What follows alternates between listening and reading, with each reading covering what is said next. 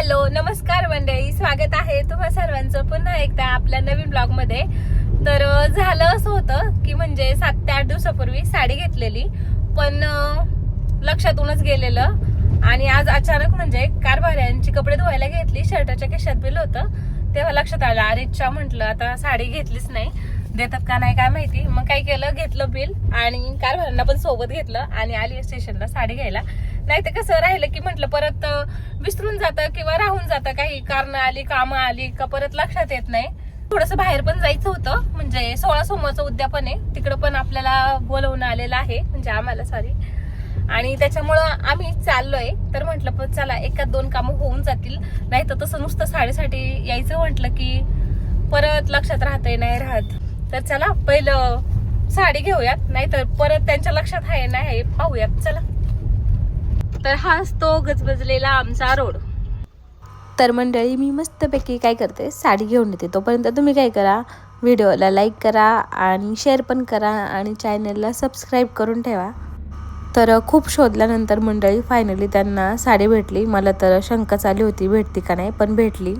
पण असं होत नाही कधी, पण झालंच तर भीती वाटते ना, एकतर बायकांच्या साड्यांमध्ये किती जीव असतो हे काही तुम्हाला वेगळं सांगायला नको। तर मंडळी साडी घ्यायला गेलेले, पण त्यांना काय नावच सापडत नव्हतं, कारण की 8-9 दिवस झालेले, पण कसं का होईना सापडलं, त्यांच्याकडे होतं लिहिलेलं। तर मंडळी मस्तपैकी साडी वगैरे घेतली, फायनली भेटली आणि चाललोय पुढच्या प्रवासाला। तर लकीली हा जो ट्रॅफिकनी गजबजलेला रोड असतो ना, तर आज रिकामा भेटलाय, म्हटलं मग डेस्टिनेशनला लवकर पोहोचता येईल। मस्तपैकी गाडी लावली आहे आणि आमचा प्रवास सुरू आहे।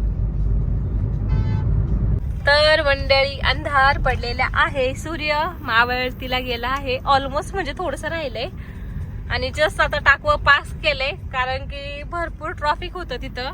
मंडळी बाहेर अंधार झालेला आहे आणि रस्ता पण थोडासा जंगल टाईप आहे आणि इथं बघा आमच्या पाहुण्यांनी लोकेशन शेअर केले आणि आम्ही इथं आहे आणि इथपर्यंत जायचंय आणि पूर्ण हिरवळ डोंगर एरियाचे वाटतं, अंधार पसरलाय तिकडे डोंगरावर बघा, पवनचक्की, सूर्य पण ऑलमोस्ट मावळलेलाच आहे।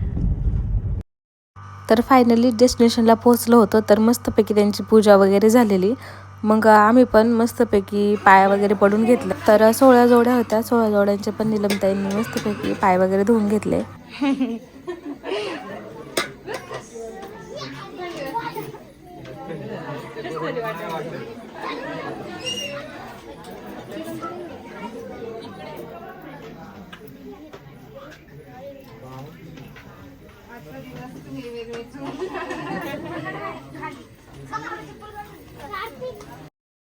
तर मस्तपैकी जेवण वगैरे करून झालं, त्याच्यानंतर ताईंनी सगळ्यांची ओटी भरली आणि पाहुण्यांनी टावेल टोपी देऊन सन्मान पण केला। तर चला गौरवबाई आणि पाहुणे कुठं बसलेत पाहून घ्या। तर पाहुणे गौरवबाईचं इथं चालू होतं काम, पाहुणे बरं आहे का।